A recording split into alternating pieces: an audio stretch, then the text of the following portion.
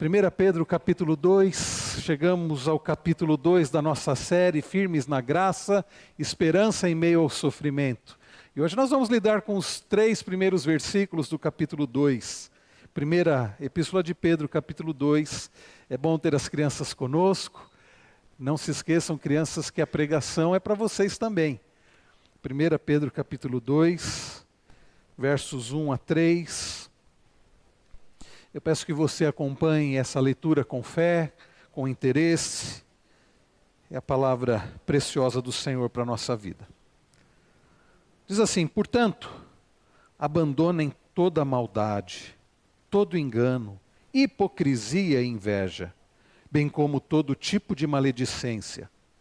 Como crianças recém-nascidas, desejem um genuíno leite espiritual, para que por ele lhe seja dado crescimento para a salvação, se é que vocês já têm experiência de que o Senhor é bondoso. Até aqui, queridos, palavra do Senhor, como nosso irmão Zé Roberto orou há pouco, que o Senhor fale ao nosso coração através da sua palavra. Amém. Queridos, como eu disse, foram muitas manifestações, de carinho, de cuidado, por ocasião aí do acidente de trânsito, que nós sofremos na sexta-feira. E ontem, recebemos a grata visita do diácono Luciano e da Ellen, passaram de manhã em casa, e disseram: pastor, nós não pudemos vir ontem, na sexta, porque estávamos em São Paulo, mas viemos ver vocês, carinho muito grande por parte dos irmãos. E aí eles disseram assim: nós estávamos em São Paulo ontem, porque nós fomos visitar o nosso netinho. Aí, reverendo, isso, o olho deles brilhou. É assim, Quando vô e vó falam do netinho, o olho brilhou. E eu perguntei: como está o Luíde? O Luíde está lindo, o Luíde está forte. E aí eles falaram assim: em cerca de um mês engordou 800 gramas. E quase que eu disse: eu em menos de um mês engordei 1 quilo. E eu não estou com essa felicidade, essa alegria toda por isso. Mas, queridos, de fato é uma notícia bastante alvissareira, uma notícia bastante boa, de que o Luíde engordou 800 gramas em cerca de um mês. É uma notícia boa porque um recém-nascido tem que engordar, tem que ganhar peso, tem que crescer.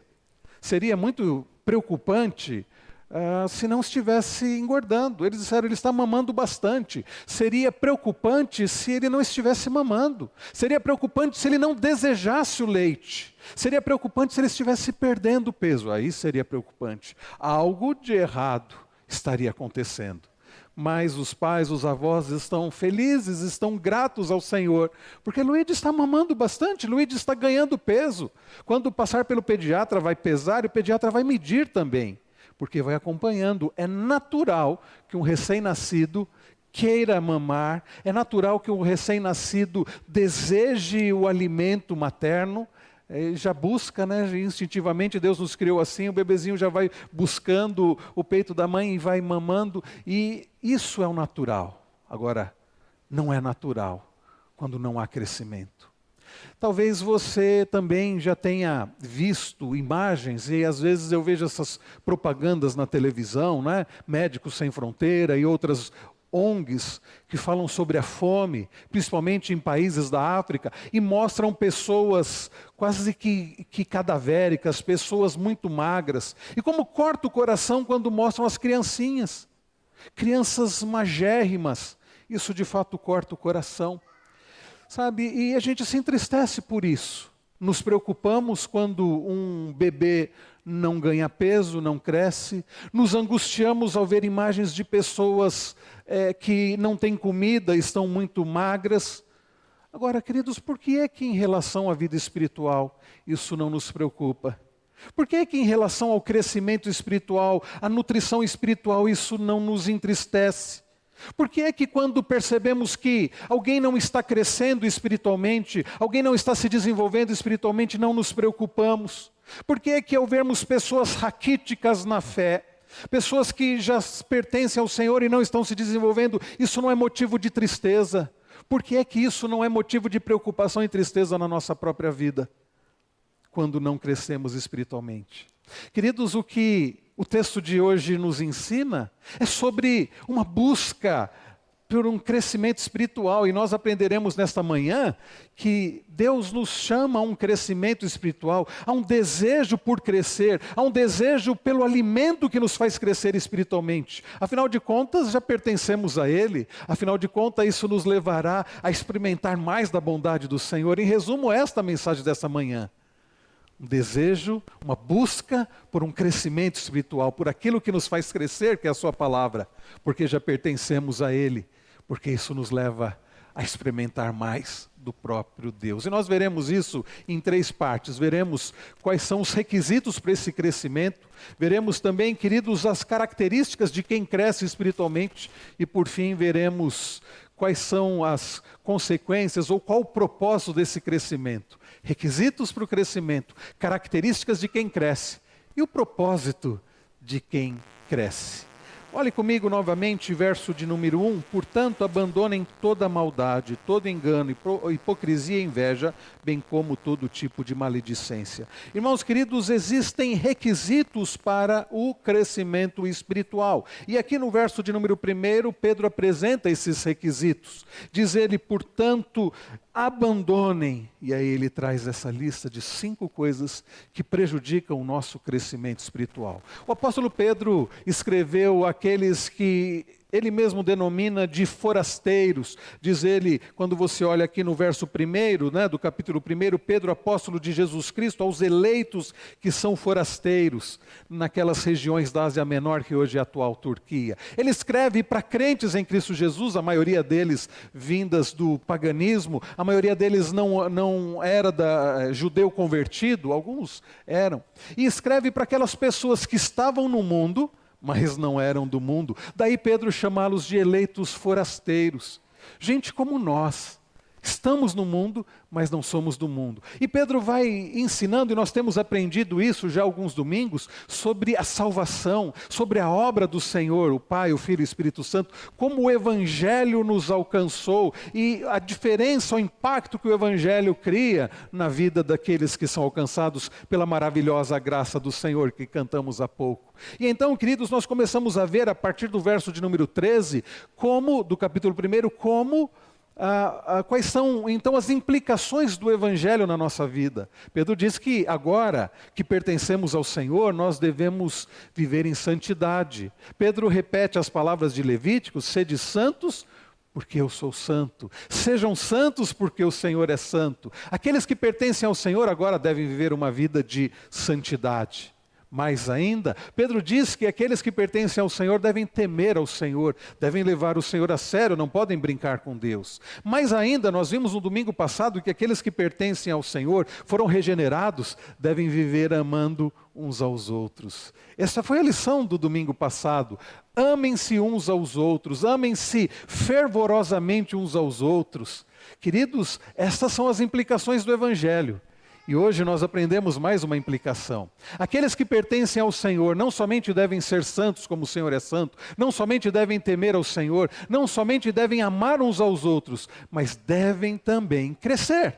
Esta é uma implicação, o crescimento. E então Pedro começa a falar sobre os requisitos para o crescimento. O que é necessário para que alguém cresça espiritualmente? Primeira coisa, é necessário que ele pertença ao Senhor. É necessário que ele tenha nascido de novo. Onde está isso no verso 1? Está na primeira palavra. Portanto. Portanto o quê? Este portanto que Pedro usa liga ao que ele falou antes. Portanto, diz ele, abandonem. Esse portanto vai mostrar que há algo que ele falou antes que tem a ver. O que Pedro falou antes? Verso de número 23, Pedro diz assim: porque vocês foram regenerados, não de semente corruptível, mas de semente incorruptível, mediante a palavra de Deus, a qual vive e é permanente. E ele termina dizendo: esta palavra é o Evangelho que foi anunciado a vocês. Vocês foram regenerados, vocês foram gerados novamente, vocês nasceram de novo, Deus deu a vocês um novo nascimento, como Jesus explicou para Nicodemos, um nascimento não da carne, do sangue, mas um nascimento espiritual. Aqueles que nasceram de novo, agora devem crescer. Significa, queridos, que quem não conhece a Deus, quem não pertence ao Senhor, quem não recebeu um novo nascimento, não vai crescer espiritualmente. E por um motivo muito simples, quem ainda não recebeu uma nova vida, qual é a condição dessa pessoa espiritualmente falando? Ela está morta. Paulo fala sobre isso, escrevendo aos Efésios, Efésios capítulo 2, mas nós estávamos mortos nos nossos delitos e pecados, e Deus nos deu vida, pela graça sois salvos, por causa do grande amor do Senhor, da sua misericórdia, Deus nos deu um novo nascimento. Nós fomos então gerados novamente, regenerados. Aqueles que agora pertencem ao Senhor, aqueles que receberam uma nova vida, aqueles que têm o Espírito Santo habitando neles, o natural é o quê? Crescer espiritualmente. Mais uma vez, se não cresce, alguma coisa está errada. Quem sabe a pessoa acha que nasceu de novo e não nasceu. Não houve conversão, não houve regeneração. Ou quem sabe, como Pedro vai dizer em seguida, não houve um despojamento de pecados. Queridos, o primeiro pré-requisito para o crescimento é novo nascimento. E você deve considerar seriamente no seu coração. Você deve considerar seriamente na sua vida. Isso é algo que você deve fazer. Os de fora não têm condições de fazer isso. Só Deus conhece o seu coração e você. Você deve considerar se você já nasceu de novo. Não é se você faz coisas boas, se você pratica as boas obras simplesmente, se você é alguém ativo na igreja, não é isso. É se você já creu em Cristo como seu único e suficiente Salvador, se já houve arrependimento de pecados, se você é uma nova criatura. E a Bíblia diz que o Espírito do Senhor, o Espírito Santo, testifica com o nosso espírito que somos filhos de Deus.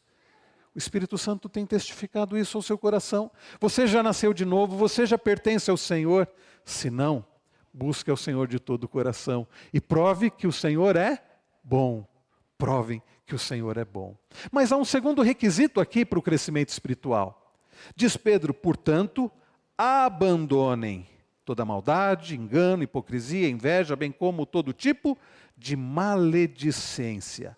Abandonem. Queridos irmãos, esta expressão que Pedro usa aqui, abandonem, se não me engano, na revista atualizada, fala sobre se despir.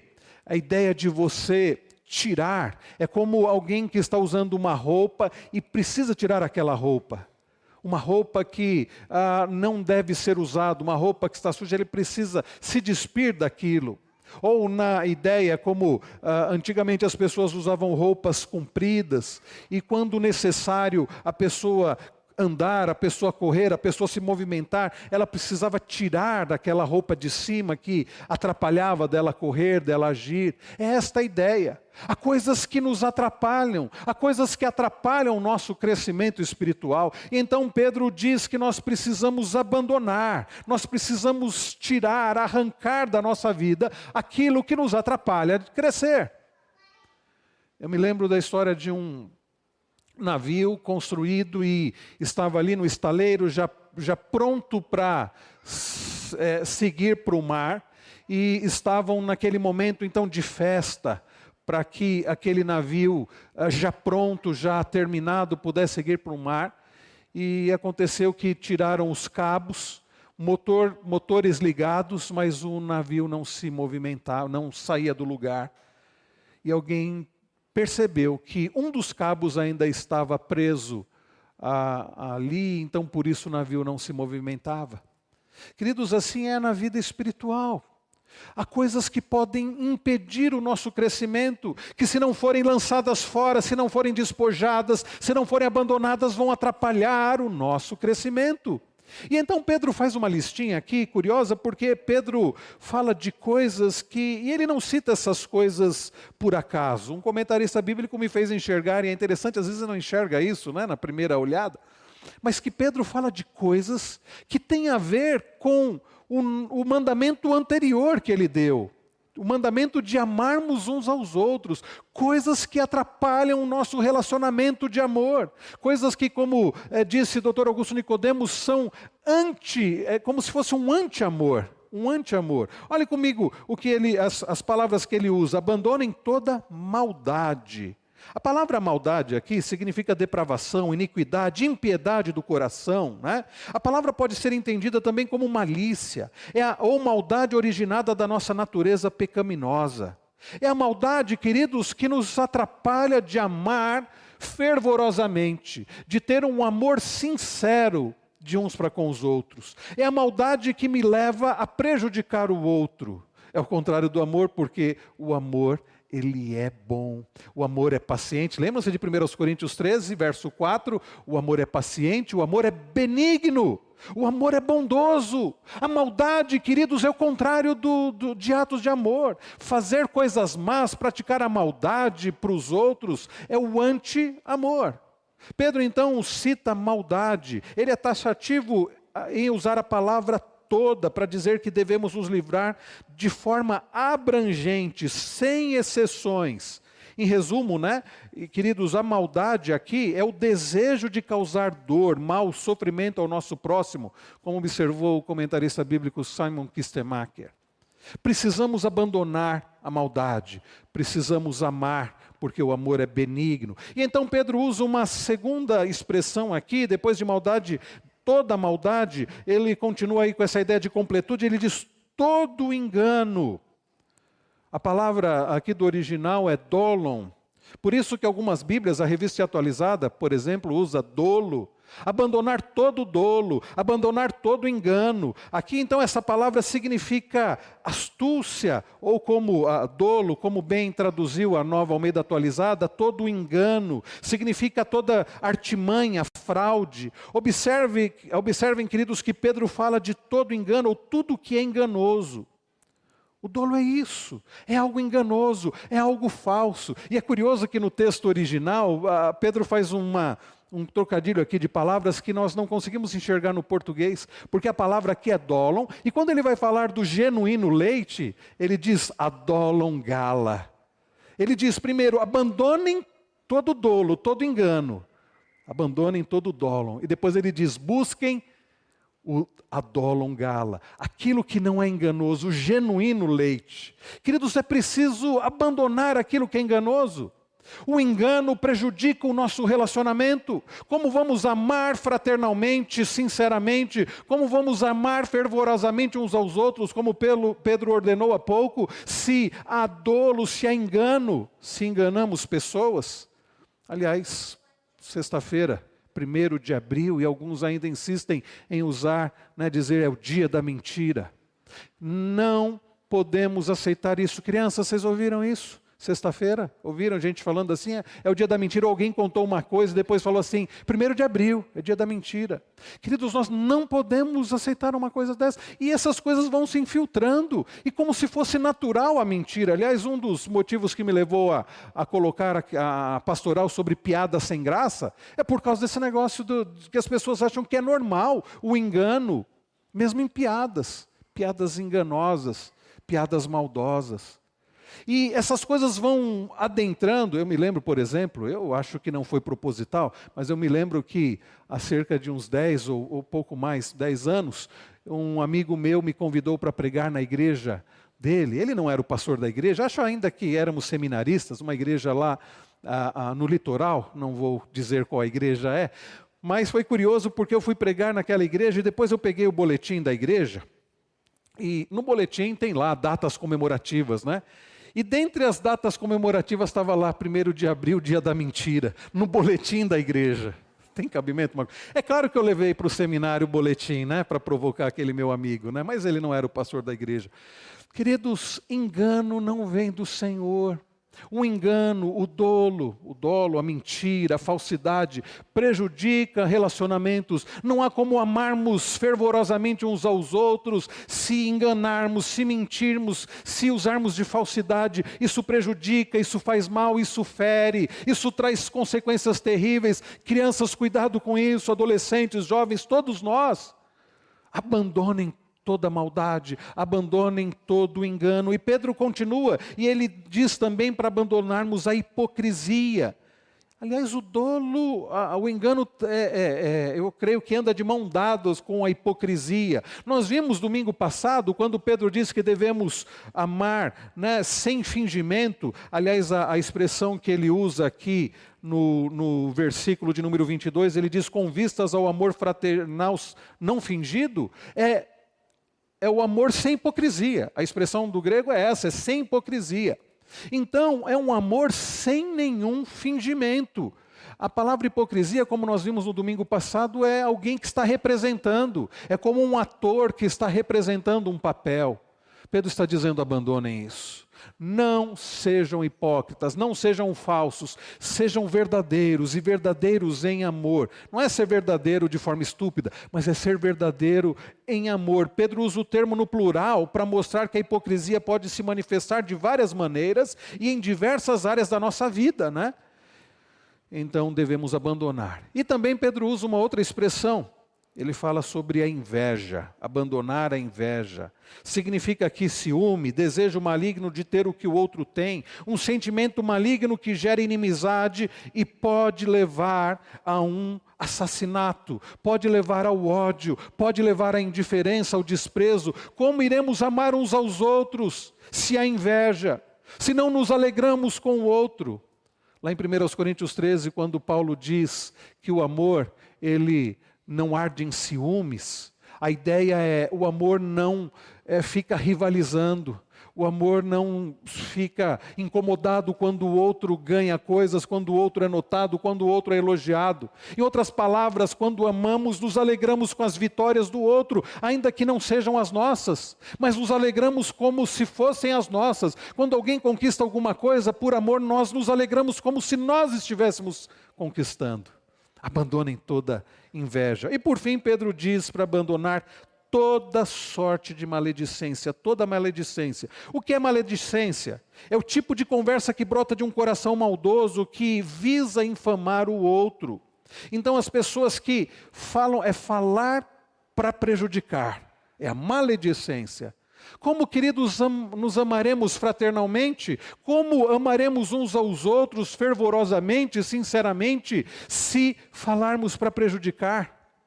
Pedro diz: abandonem tudo isso. Você quer crescer espiritualmente? Você precisa ter nascido de novo. E se você nasceu de novo, você tem toda a condição para crescer. Sabe por quê, queridos? Porque não é porque somos bons. Porque temos o Espírito Santo. E Paulo, lá em Gálatas 5, diz que o fruto do Espírito é amor. O fruto do Espírito é amor. Paulo fala de amor, Paulo fala de fidelidade, benignidade, bondade, fidelidade, domínio próprio. Paulo fala da paciência, da longanimidade. Coisas, queridos, que esse fruto que nos leva a um crescimento espiritual, que nos leva a nos amarmos fervorosamente. É possível se você nasceu de novo. É possível se você tem o Espírito Santo e você pode buscar fortalecimento do Senhor para que você cresça. Bem, nós já vimos os pré-requisitos. Mas além dos pré-requisitos, que é o novo nascimento e o abandono destas coisas que nos atrapalham a amar uns aos outros, a crescer, Pedro também vai falar sobre as características daqueles que crescem. Verso de número 2. Quero convidar aqueles que têm a versão Nova Almeida atualizada, vamos ler juntos, verso 2. Leiamos. Como crianças recém-nascidas, desejem o genuíno leite espiritual, para que por ele lhes seja dado crescimento para a salvação. Até aqui, para a salvação. Vejam, queridos irmãos, Pedro fala sobre as características daquele que cresce. Quais são as características daqueles que crescem? Tem grande desejo por aquilo que leva a crescer, ou tem grande desejo pela palavra de Deus. Pedro diz, como crianças recém-nascidas, desejem o genuíno leite espiritual. Eu percebo que a versão que nós usávamos anteriormente, a revista atualizada, expressa melhor a força do verbo aqui. Diz, desejai ardentemente. Pedro está dizendo, queridos, que aqueles que crescem, aqueles que já pertencem ao Senhor, eles devem desejar ardentemente. A comparação que Pedro faz aqui é com a criança recém-nascida. Uma criança recém-nascida, você que é pai, mãe, você sabe como é. A criança recém-nascida, quando ela tem fome, o que ela faz? Ela chora. E ela chora muito, né? E ela não vai parar de chorar enquanto ela não mamar. Uma criança recém-nascida, eu ficava pensando, como pode um serzinho de cerca de 4 quilos, 3,5 quilos, 4 quilos, conseguir chorar nesse volume, nessa altura? Um pulmão tão pequenininho, de onde consegue chorar a ponto dos vizinhos ouvirem? Teve uma vez que uma vizinha bateu na porta e disse, está tudo bem aí? Perguntou assim para nós, né? Ana Luísa chorava. Queridos, é um choro, porque é como que um desespero, né, pelo alimento. E não adianta você dizer assim, chegar para o bebezinho e dizer assim, olha filho, papai e mamãe estão cansados, quando for umas 6, 7 horas da manhã a gente... Não adianta, não vai parar de chorar. Nem galinha pintadinha resolve, irmãos, numa situação como essa. Enquanto não mamar, e Pedro faz essa comparação. Como uma criança recém-nascida deseja o leite, e é algo muito forte, ou como o salmista diz, né, como as corças anseiam pela água. A corça é um animal, né, na montanha que deseja tanto a umidade, a água, precisa daquilo, deseja ardentemente. Assim nós devemos desejar o alimento que nos dá crescimento. Assim deve ser o nosso desejo. Como crianças recém-nascidas, desejai ardentemente, devemos desejar o alimento espiritual que nos dá o crescimento espiritual. E crescimento espiritual nada mais é do que maturidade. Nada mais é do que, como o reverendo Wilson orou ainda há pouco, sermos conformados à imagem de Jesus Cristo. Deveríamos ansiar, deveríamos desejar, acima de tudo, crescermos para sermos como Cristo. Porque este é o propósito de Deus para mim e para a sua vida, nos fazer semelhantes a Cristo. Este deve ser o nosso grande desejo. Devemos desejar a palavra de Deus, porque o que é que nos dá crescimento espiritual? Os meios de graça que Deus nos deixou, e Pedro cita aqui este genuíno leite, fazendo aquele trocadilho com a deixar o engano. Devemos deixar aquilo que é enganoso e desejar aquilo que é verdadeiro e que nos dá crescimento. E o que nos dá crescimento espiritual? A palavra de Deus nos dá o crescimento espiritual.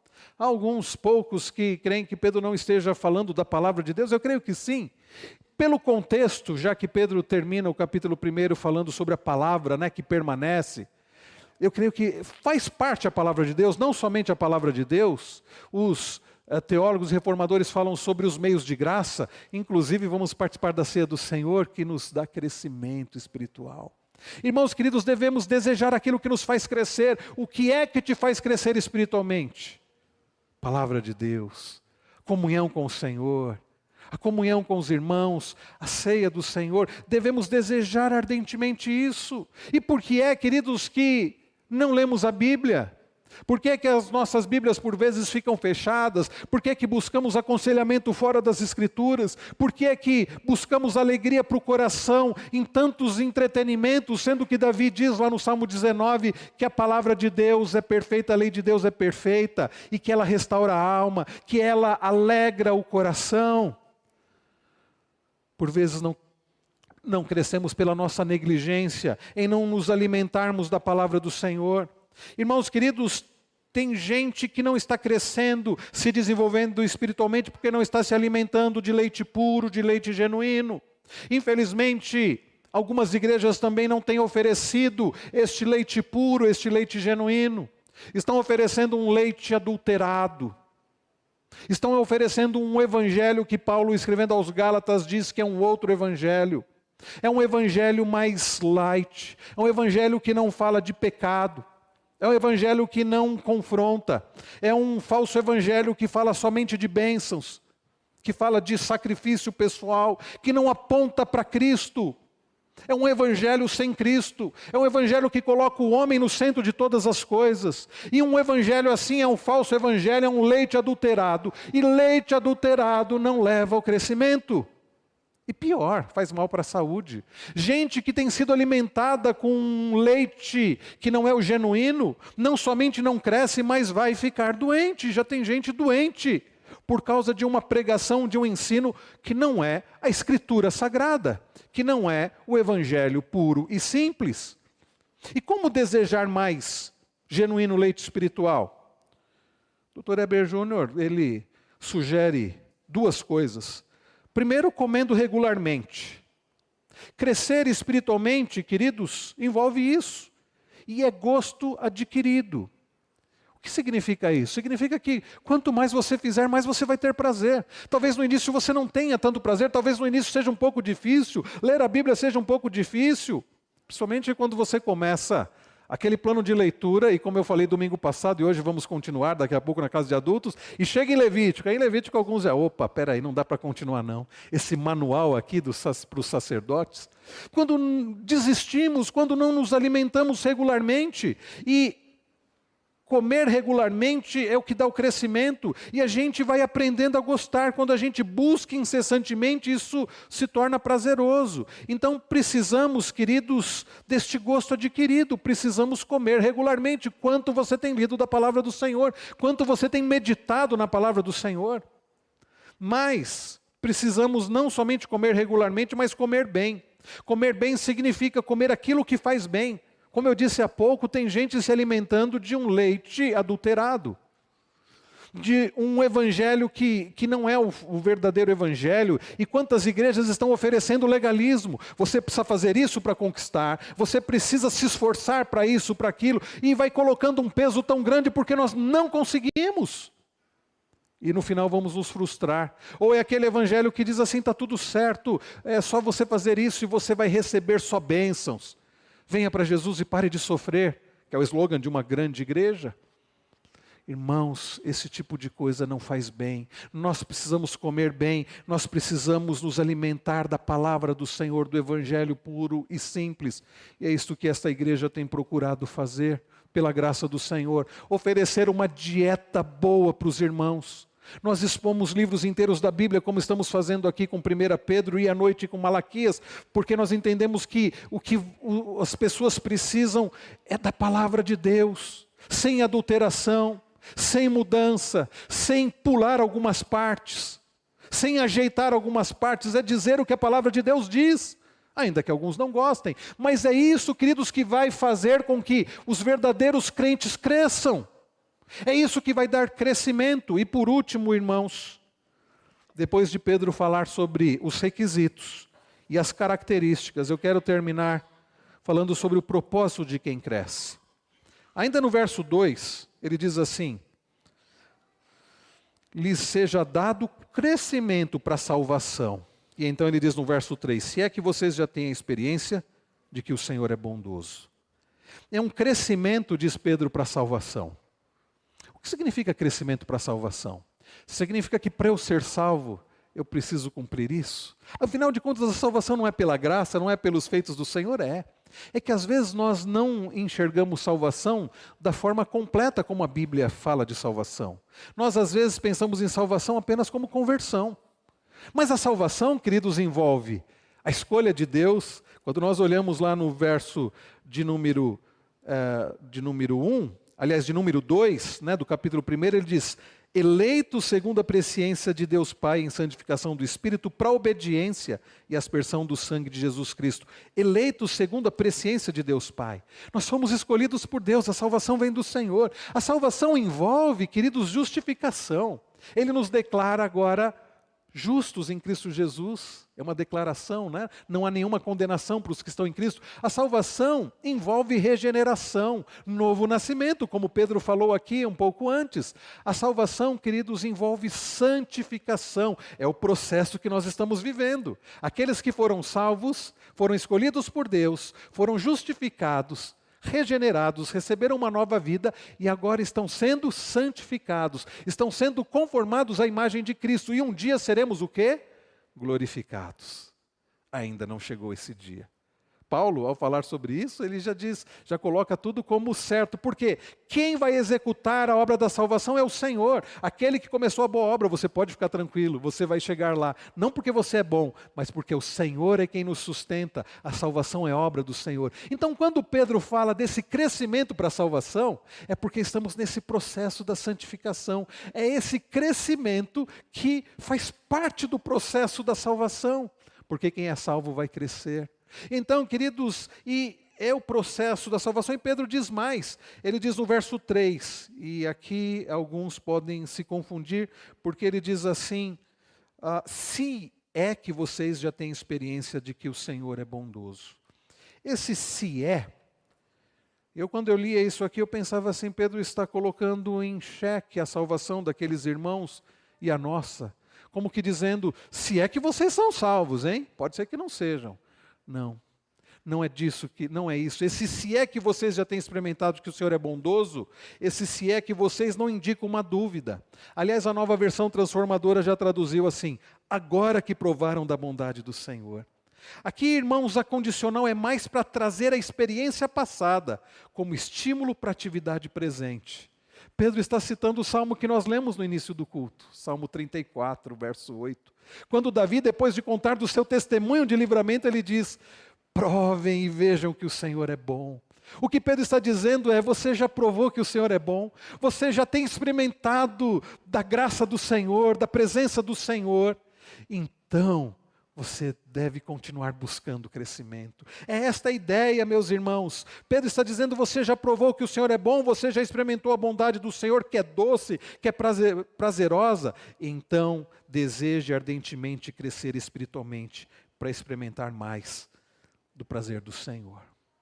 É curioso que o mesmo Pedro que escreveu o Salmo 34, 8, provem e vejam que o Senhor é bom, ele escreveu o Salmo 16, verso 11, dizendo, na tua presença a plenitude de alegria, na tua destra delícias perpetuamente. Sabe, queridos, crescer espiritualmente nos leva não simplesmente a nos destacarmos dos outros, nos leva a estar mais próximo do Senhor, a experimentar mais da bondade do Senhor, e é por isso que nós devemos desejar crescer espiritualmente. Não é para vivermos uma vida pesada, de cumprir leis, não, mas é para experimentarmos mais da presença daquele, cuja presença dá plenitude de alegria, incomparável, experimentarmos mais prazer da bondade do Senhor.